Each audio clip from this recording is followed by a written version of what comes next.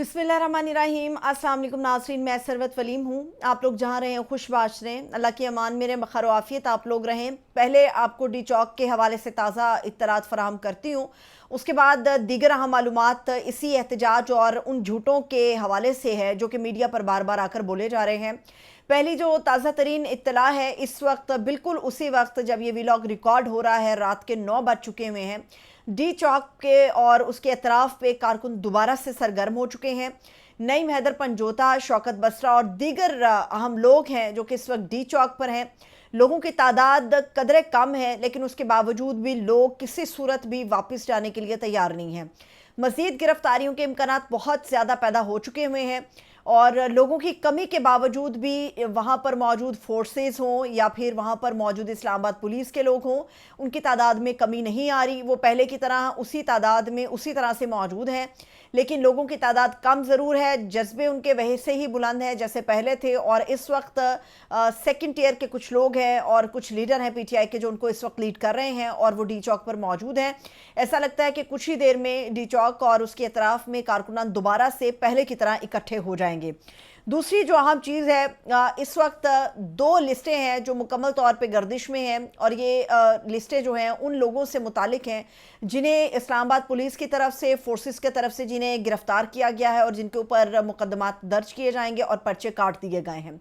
हमें वज़ीर दाखिला मोहसिन नकवी ने ये कहा था कि पाकिस्तान तहरीक इंसाफ जो एहतजाज कर रही है और ख़ासतौर पे गंडापुर साहब का जो काफ़िला वहाँ से तशरीफ़ लेकर आया है इस्लामाबाद में, तो इनके साथ दहशतगर्दी फैलाने के लिए अफ़गानी भी मौजूद थे। तो उनसे सवाल किया गया कि इन अफ़गानियों का ताल्लुक़ कहाँ से, तो उन्होंने कहा कि जी उन अफ़गानियों का ताल्लुक़ वहीं से है जहाँ से वो आए हैं और पेशावर से उनका ताल्लुक़ नहीं है। लेकिन ये जो लिस्टें इस वक्त हर एक शख्स के पास मौजूद हैं, इनमें जो गिरफ्तार लोग हैं उनका ताल्लुक़ मैं आपको बता देती हूँ। पिंडी इस्लामाबाद की बहुत बड़ी तादाद इन लोगों में शामिल है, लेकिन इसके अलावा कुर्रम, मर्दान, बाजोड़, औरकज़ई के लोग सबसे ज़्यादा इसके अंदर शामिल हैं और रावलपिंडी इस्लामाबाद के तो बहुत ज़्यादा लोग इसमें शामिल हैं। लेकिन जिन अफ़गानी बाशिंदों और जिन अफ़गानी दहशतगर्दों के बारे में हमें बताया जा रहा था, उनमें से किसी एक का नाम भी इन लिस्टों के अंदर ना तो मौजूद है और ना ही उस हवाले से कोई बताया गया है कि उनके ऊपर क्या मुकदमात दर्ज किए गए और क्या ये बात सच थी या झूठ है। सरासर मुगालता है, सरासर प्रोपेगेंडा है पीटीआई के ख़िलाफ़ कि उनके साथ दहशतगर्दी फैलाने के लिए अफ़गानी भी मौजूद थे। 1000 के करीब ऐसे लोग हैं जिनको गिरफ्तार कर लिया गया है पाकिस्तान तहरीक इंसाफ के कारकुनान को। और इसके अलावा जो अभी बड़ी गिरफ्तारी हुई है वो आज़म सवाती साहब को गिरफ्तार कर लिया गया है। इसके अलावा मुख्तलिफ जगहों पर छापे मारे जा रहे हैं और ये इत्तलात आ रही हैं कि कुछ और भी अहम पीटीआई के लीडर जो हैं वो गिरफ्तार हो सकते हैं। लेकिन आज़म सवाती की गिरफ्तारी वो कहते हैं सिग्निफिकेंट इस वजह से भी है क्योंकि ऐन मुमकिन है कि इमरान खान साहब से उनकी मुलाकात जो है वो कुछ अहम मामलात के हवाले से करवाई जाए। इस वक्त जैसे मैंने आपको पहले अपने व्लॉग में बताया था, असद कैसर साहब एक प्रेस कॉन्फ्रेंस करेंगे।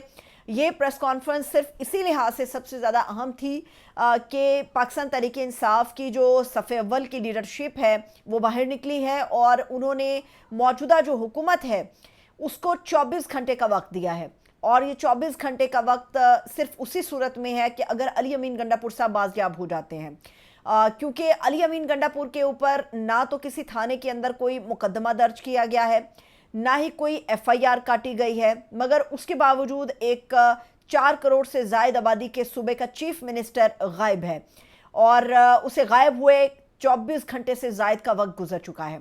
अगले 24 घंटे निहायत अहम हैं क्योंकि पीटीआई जो सिर्फ इस्लामाबाद और लाहौर तक कभी महदूद थी, उन्होंने बाकायदा और बाज़ाब्ता तौर पर ऐलान कर दिया है कि पूरे मुल्क के अंदर पीटीआई के लोग अब एहतजाज करेंगे और अगर अली अमीन गंडापुर साहब बाजियाब नहीं होते।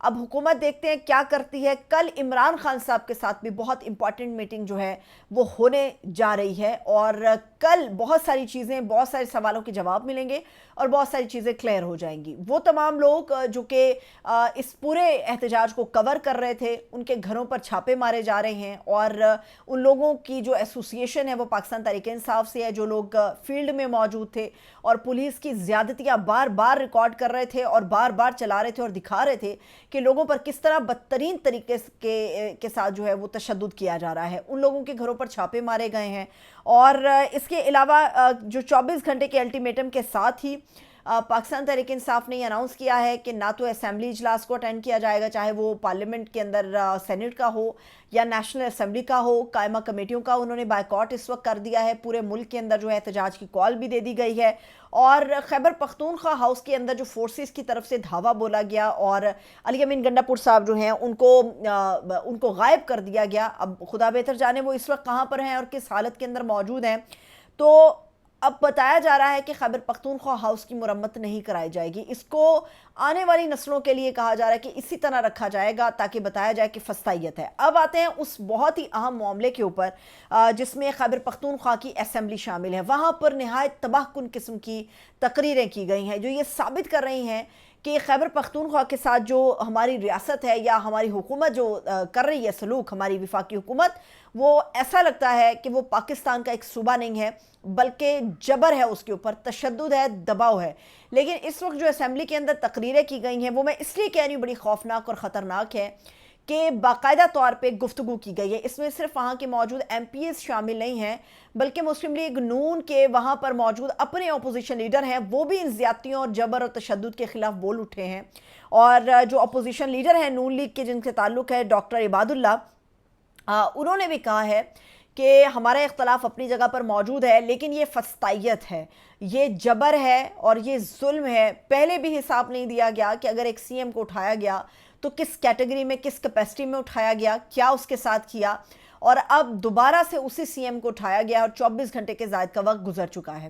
جو پیچھے ہے کہ اپنے لوگ ہیں ان کا یہ کہنا ہے کہ جن ڈی سیز کی طرف سے اپنی حکومت کے ایم پی ایز کے خلاف جو ہے وہ 3 ایم پی اوز کے آرڈرز جاری کیے گئے ہیں، ان کے خلاف زمین تنگ کر دی جائے گی۔ باقاعدہ طور پہ اسٹیبلشمنٹ کا نام لے کر یہ کہا گیا ہے کہ یہ فورسز جو ہیں یہ سیاسی جماعتوں کو آپس میں لڑا کر تو ہمارے اختلافات مزید گہرے کر کے خود یہ اس چیز کو انجوائے کرتی ہیں اور ان اضافی مراد کو بھی انجوائے کرتی ہیں جو اس وجہ سے ان تک پہنچتی ہیں۔ تو خیبر پختونخوا کے اندر سے جو ایک بہت ہی خطرناک بات ہے وہ یہ ہے کہ اطلاعات کے مطابق آرٹیکل 149 کا نفاذ کیا جائے گا، اور جو پورا صوبہ ہے اطلاعات کے مطابق وہ چیف سیکرٹری کے حوالے کرنے کے حوالے سے چیزیں اور خبریں اس وقت گردش کر رہی ہیں۔ مگر جو خیبر پختونخوا کے اندر موجود ایم پی ایز ہیں یا جو عوام کو ریپرزینٹ کرتے ہیں، ان لوگوں کا خیال ہے اور یہ کہنا ہے کہ ہم کشتیاں جلا کر آگے بڑھے ہوئے ہیں، واپسی کی گنجائش موجود نہیں ہے، لیکن اسی لیے ہمارے راستے میں اگر کوئی آئے گا تو اس کے لیے زمین بھی تنگ کر دیں گے اور اس کے اوپر آسمان بھی گرا دیں گے۔ وہاں پر اس وقت ایسی صورتحال ہے کہ وہ صوبہ باقی پاکستان سے اختلاف کی بنیاد پر ایک اختلافی آواز اٹھا رہا ہے۔ ہمیں اس کے زخموں پر مرہم رکھنے کی ضرورت ہے۔ کیوں؟ کیونکہ وہ ہمارا حصہ ہے اور اپنے حصے پہ مرہم لگانا اپنے لوگوں کا کام ہوتا ہے، لیکن اگر یہ ظلم زیادتیاں ان کے ساتھ بڑھتی رہیں گی تو صورتحال اور بھی گھمبیر ہو جائے گی۔ اور خدا نہ خواستہ جو ہمیں دیکھنے میں آتا ہے، جو تاریخ ہمیں سبق دیتی ہے، یہ ہمارے پڑوس میں ہوتا رہا، جو بنگلہ دیش کے اندر ہوا، ہمیں اس کیفیت اور اس سلسلے سے خود کو بچانا ہے کیونکہ پاکستان ہر بار ایک زخم برداشت نہیں کر پائے گا۔ خیبر پختونخوا کے لوگوں کو اعتماد میں لینے کی ضرورت ہے، پی ٹی آئی کو اعتماد میں لینے کی ضرورت ہے، اور جتنا جلد ممکن ہو سکے پاکستان کے مفاد کے اندر یہی بہتر اور اچھا ہے کہ علی امین گنڈا پور صاحب جو ہیں ان کو بازیاب کرایا جائے۔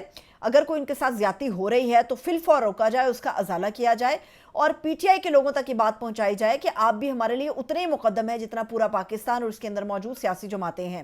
کل عمران خان صاحب سے جب یہ ملاقات ہوگی تو اس کے بعد چیزیں کلیئر ہوں گی اور اس کے بعد ہمارے سامنے بھی آئے گا کہ عمران خان صاحب کیا اعلان کرتے ہیں۔ لیکن جو اسد کیسر صاحب کی طرف سے اعلان کیا گیا ہے یقینی طور پہ اس میں عمران خان صاحب کی آشیرواد شامل ہے۔ عمران خان صاحب نے کہا ہوگا کہ کسی بھی صورت میں اگر کوئی بھی کیفیت بنے تو اگلا لاہ عمل یہ ہوگا۔ اب اسد کیسر صاحب نے پوری پی ٹی آئی کی طرف سے یہ اناؤنس کر دیا ہے، لیکن ہمارے لیے جو لمحہ فکریہ ہے وہ یہ ہے کہ اس وقت پاکستان تحریک انصاف کے چیئرمین بیرسٹر گوہر کہاں پر ہیں؟ وہ سامنے کیوں نہیں آ رہے؟ عمر ایوب کہاں ہے؟ وہ سامنے کیوں نہیں آ رہے؟ اور بھی دیگر لوگ ہیں، وہ اس وقت کہاں ہیں؟ وہ سامنے کیوں نہیں آ رہے؟ یہ سوال ہمیشہ موجود رہے گا اور کارکنان یہ سوال ان سے کرتے رہیں گے۔ مجھے اجازت دیجیے، اپنا خیال رکھیے، خدا حافظ۔